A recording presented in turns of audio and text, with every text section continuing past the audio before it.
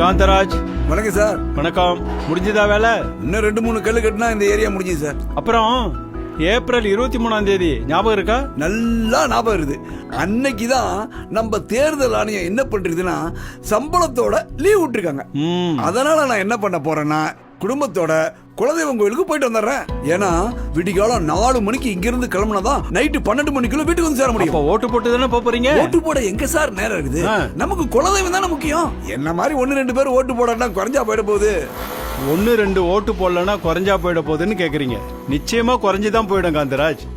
ஏன்னா 100% வாக்களிப்பது தான் ஜனநாயகத்தினுடைய லட்சியம். தேர்தல் ஆணையம் அதுக்காக தான் லீவும் கொடுத்து சம்பளமும் கொடுத்துருக்கு. அன்னைக்கு ஓட்டு போடுறது ரொம்ப ரொம்ப முக்கியம்.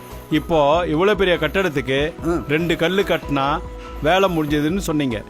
2 கல்லு கட்டாம விட்டு பாருங்களேன். ஐயோ, அது எப்படி சார் முடியும்? ஒரு கட்டடம் உயர்ந்து உறுதியா நிக்கணும்னா ஒவ்வொரு கல்லும் ரொம்ப ரொம்ப ரொம்ப முக்கியம். அந்த மாதிரி தான் ஜனநாயகம் என்ற கட்டடத்துக்கு ஒவ்வொரு ஓட்டும் ரொம்ப ரொம்ப ரொம்ப முக்கியம். ஏப்ரல் 23 முதல் வேலையா நாம என்ன பண்ணணும்? ஓட்டு போடணும். தேர்தல் நாள் ஏப்ரல் 23. எனது இந்தியா, எனது வாக்கு.